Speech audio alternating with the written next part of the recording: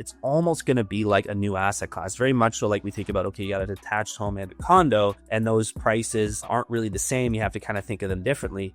I think maybe, hey, there could be a third type of asset coming to market, being government built housing, whatever you want to call it. Because yeah, to hit those types of numbers, and if the government is the one building it, they're going to be very specific. Maybe it's a size thing, maybe it's a material thing, I don't know. But just, I guess, like I said, this is my theory. We're going to have kind of this third class. And so someone who's going to buy might be like, hey, I want to get just a normal house, or maybe I want to get one of these government-backed houses. And I think that what that does is it does a couple things. One, it creates this new asset class that might be a little bit more achievable. Again, that's kind of the whole point, a little bit more affordable for everyday Canadians. But it doesn't impact the home prices of the existing detached homes that exist just in Canada, because again, that's a lot of people's retirements. And so by kind of separating the two things and creating this new class, you can have a lower priced asset like a condo, right, while conserving the prices of this other asset class, which is just a different type of home. Hello, everyone. Welcome back to another episode of Mortgage Tech Talks. As always, I'm your host, Tom. Today is another market update. We talk about a bunch of stuff. First off, I talked about Pineapple Plus, kind of the all-in-one platform from Pineapple. I think they did a great job with it. We talk about some of the really interesting features, but also some of the interesting paradoxes that exist as you try to get closer and closer to that all-in-one system in the mortgage space.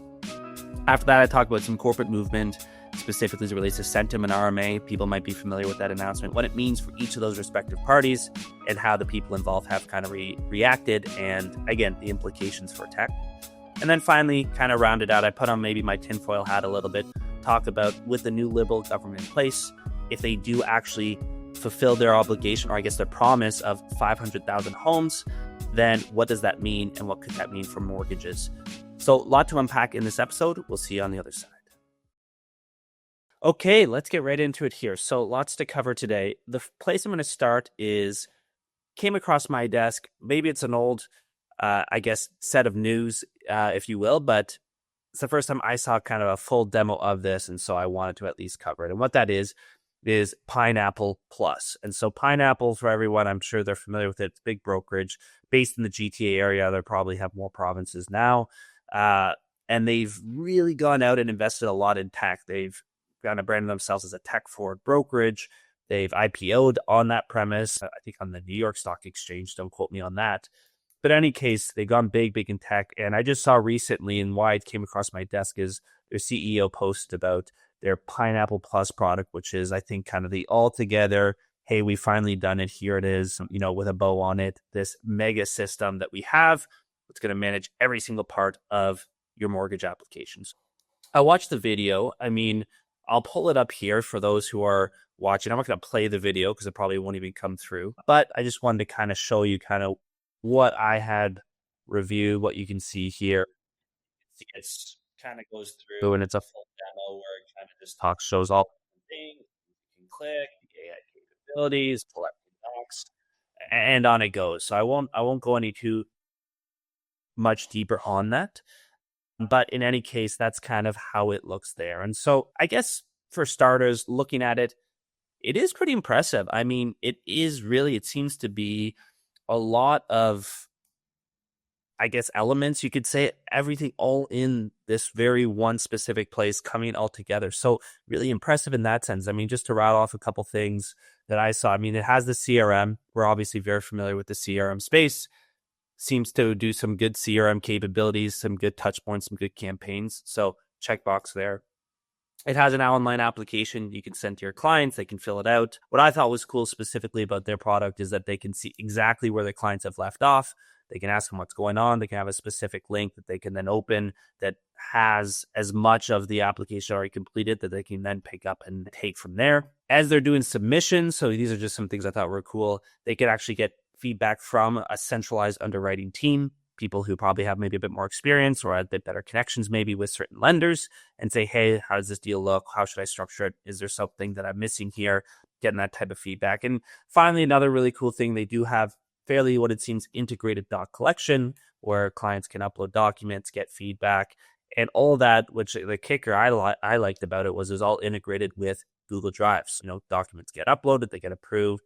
they're going to go to a specific folder with a specific structure in Google Drive. And so all that, lots and lots of stuff. And again, all of it looked pretty impressive. Like I don't have too much to pick on it just because, well, I haven't used it, of course. But, in this promo video, they're showing their highlights. And honestly, there were a lot of very interesting things. So kudos to the team. If there's anybody on the Pineapple team listening, I think you did a great job with it. I mean, kind of said, if it's all as advertised, and maybe that's a big asterisk we can get into in a second, I think it's a really interesting system that I think is going to provide a lot of value to anybody who's using it. The reason I put it as advertised, an asterisk beside that, is because these are big systems. And, we've seen it in the mortgage space historically with different deal submission platforms, where the bigger you get, the more you try to build in, the more things start to fall off a little bit, so to speak, right? So the more features, the more stuff you try to do means your focus is divided over more things. And so maybe you're not catching all those use cases. Maybe there's some weird scenarios where this feature doesn't work and you just don't have the time and the energy to kind of tighten those types of things up. And so, big systems are great because they kind of have that all in one, but they're susceptible to this, I guess, paradox, which is, hey, more features means more potential bugs or less ability to deal with the bugs that'll inevitably come up. That's maybe a better way to phrase it. So again, if anyone's listening out here that uses this system on the Pineapple team and wants to correct me on all that, I'm all ears. I'd love to hear about it. But I guess that's just whenever I see something like this, that's the only thing I kind of caution with. But again, if they've done a great job with it and they've covered all their bases, there's a lot of great stuff. So again, congrats there. I think it's also another kind of interesting when I was just reviewing this paradox with, I guess, just tech in the mortgage space. I hear endlessly, and I think everyone in the industry does, where it's like, hey, I just want an all-in-one system. One place I can go where I get everything done. And it makes sense, right? Hey, I don't want to do, log into 10 different tabs and have to manage those passwords and then copy paste things between those different tabs. It's just too much. I get that completely.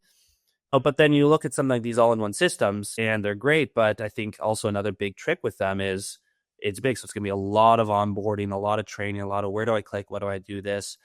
And so that's the paradox in the sense of people want all-in-one and they want simple, but you can't get that in the mortgage space. You either get simple and it does like a very specific thing, or you get all-in-one and it's complicated because guess what? A mortgage transaction is complicated. That's just the way it is. And if you want a software to mimic a mortgage transaction, then the software is going to be complicated. So that's what highlighted to me. I just thought I'd bring it up. An interesting kind of twist here where, hey, if you try to do everything in the mortgage process, it will be complicated. To get a simple all-in-one, it's very, very tough. I haven't seen it. And again, maybe this is the exception to the rule, but that's definitely the case because mortgages, again, are just complicated things. So you need complicated software maybe to address every piece of it. Okay, moving on to the next topic here. The next thing I want to talk about is some movement kind of at the corporate brokerage level, if you will. People have probably seen this announcement already, but Chris Turcotte, who was the, CEO, president, whatever, leading Centum and that brand,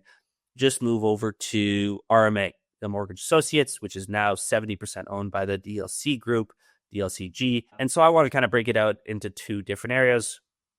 First of all, the move for Chris to go over there, but then how Centum's responded, which is they've taken Adrian Schulz, who's been on this program, and they've made Adrian now the leader of Centum. So let's talk about those two in isolation. So starting on the Chris side, I really want to focus just kind of more forward looking. I don't need to go retrospective, and I would only be speculating of the reasons he chose to move.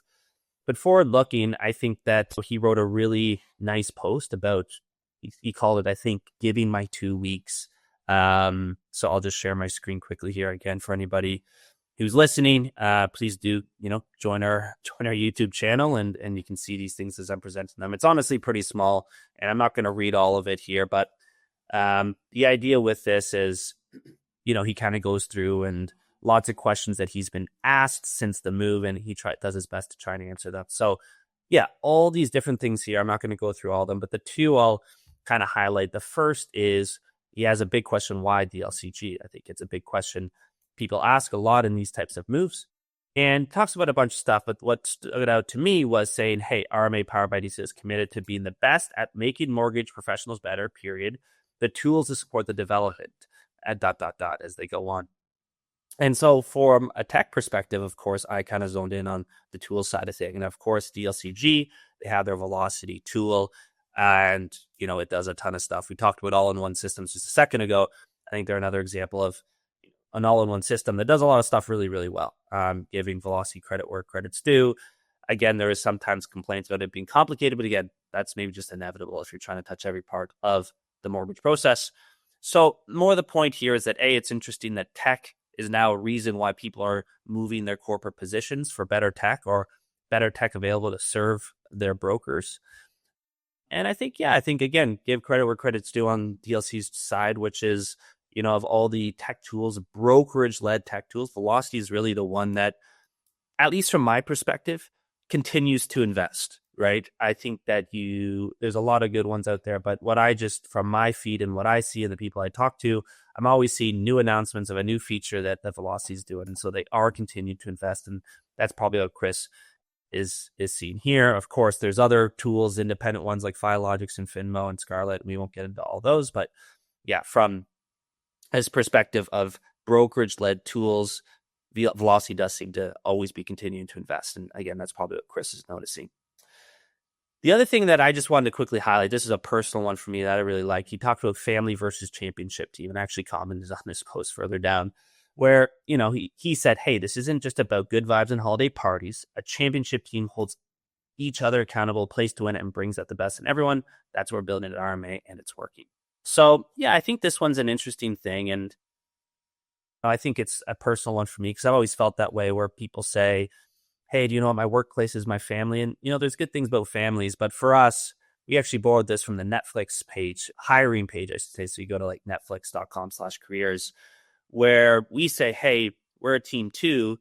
Families are great, but they're about unconditional love and they can be dysfunctional, right? Here as a corporation, for us at Blue Mortgage, we want to be a team. That means, hey, we want to hold each other accountable, like Chris is saying, but also, hey, we're all trying to achieve a goal here, which is being the best CRM in the mortgage space, and we have to hold each other accountable, and that might mean having really tough conversations and not necessarily that unconditional love that might come with the families. That was a personal one for me, and I just wanted to highlight it. The other side of it, like I said, is Adrian stepping up. Adrian, like I said, he's been on the program. He's a big tech guy. Congrats to him. I think it's a great opportunity and very much so well-deserved. I think that with Adrian, he also had a post where he did a bit of a video, and I'm laughing because in his video, even in the first sentence of the post, he talks about him not being a great public speaker, but I think he did a great job. I think he's selling himself short, but that's just why I laughed in for a second. But yeah, he goes through, hey, now I'm stepping up, and these are my priorities and the things that I'm focusing on. A lot of stuff here, but the one I will highlight, again, I won't go through all of it, is the Mortgage Monitor. It is something we talked about in this program. It is one of these tools that allows you to take your book of business, run it through a valuation software. So say, hey, what's the value of each of these homes? And then engage with your clients based on the valuation. These are similar tools out there. We've had them on the program like OwnWell, BrokerBot, NetTrack, all these ones out there. And it seems to be, again, a focus for Centum. They've built their own internal one. And, as Adrian steps up in this new position, it's the second thing he highlighted after Centum University. So tech seems to be the focus, at least this tool is during this transition.